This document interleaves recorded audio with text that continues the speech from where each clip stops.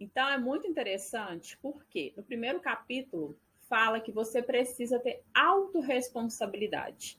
Você precisa realmente assumir que você quer ter dinheiro, que você quer prosperar, que você vai fazer a sua parte para chegar onde você quer.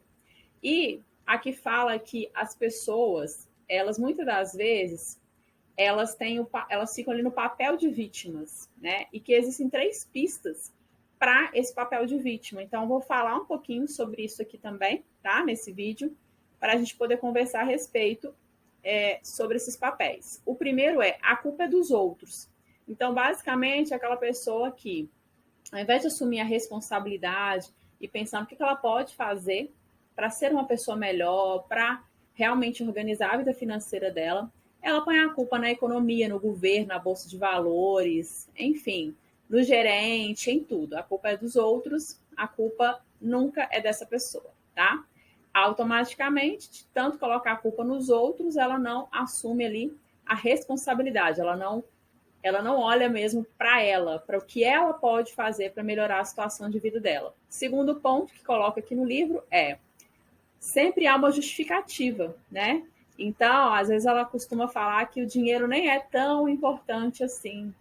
O dinheiro nem é tão importante assim, então por isso que eu não acho que as pessoas deveriam ficar pensando sobre o dinheiro, sobre riqueza. Ou seja, se essa pessoa ela trata o dinheiro como algo que não é tão importante assim, o que ela vai fazer? Ela vai distanciar o dinheiro da vida dela. Aqui no livro até cita. Imagina se você vira para alguém, não sei, vamos pensar que você vira para uma pessoa que você quer fazer sociedade com ela e fala, você não é tão importante assim. Essa pessoa provavelmente não vai querer fazer sociedade com você. Então, se você age como se o dinheiro não fosse tão importante assim, o dinheiro provavelmente não vai vir para suas mãos, assim, para pessoas que valorizam o dinheiro, tá? E qual que é o terceiro ponto aqui? É o viver se queixando.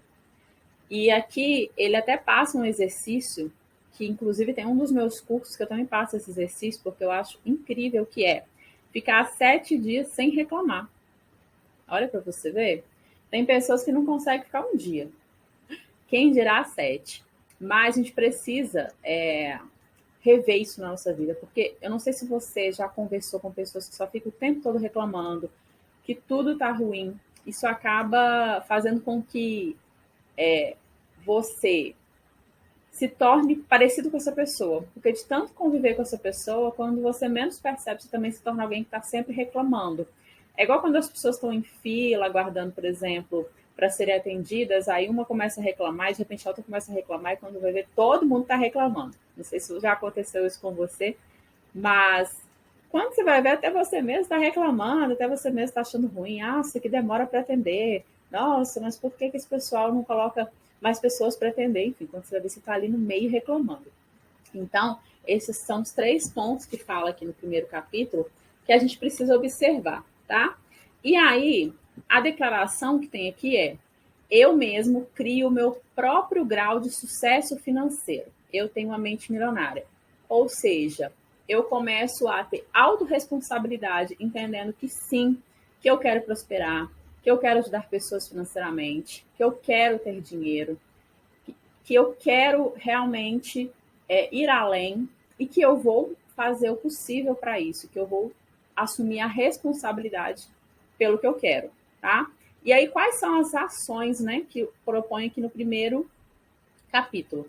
Sabe o que eu achei interessante? Que tem um princípio de riqueza aqui, né, antes de eu falar das ações, que fala assim, ó: não existem vítimas verdadeiramente ricas. Olha o tanto que isso é forte, né? Então, a gente precisa realmente abrir mão desse papel aí de vítima, tá? Ó, ações da mente milionária. A primeira ação que está aqui no livro é: toda vez que você se vir culpando alguém, se justificando ou se queixando, passe o dedo, tá? Passe o dedo indicador na frente da sua garganta no sentido horizontal para se lembrar de que esse comportamento pode vir a causar a sua degola financeira. Degola financeira. Embora esse gesto pareça rude, ele não é pior do que o mal que você faz a si próprio ao responsabilizar as pessoas, se justificar e reclamar, e o ajudará a se livrar desses terríveis hábitos destrutivos. E assim, isso serve para a vida, tá? Isso serve para a vida, não só em relação às finanças. Quer ter melhores relacionamentos? Pare de ficar culpando as pessoas, se justificando e se queixando. Sabe? Você quer evoluir? Você quer ir além? Você quer subir de nível? Você quer ter uma vida diferente da vida que você tem hoje?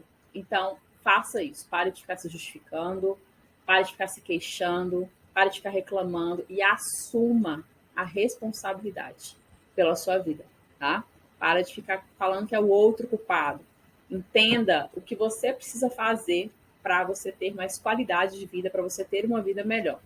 E o 2 é, faça um controle. Ao final de cada dia, liste por escrito um fato que tenha sido positivo e outro que tenha sido negativo. Depois escreva a resposta para a seguinte pergunta: como eu criei cada uma dessas situações? Se houver outras pessoas envolvidas, responda: qual foi o meu papel na criação de cada uma dessas situações? Esse exercício manterá responsável por sua vida e consciente das estratégias que estão funcionando a seu favor e das que estão contra você. Então, ao final de cada dia, você pode ter um caderno e aí você vai analisar mesmo o seu dia e você vai pensar, né? Como eu criei cada uma das situações, ou seja, quais situações ocorreram ali no dia que não foram do jeito que você esperava.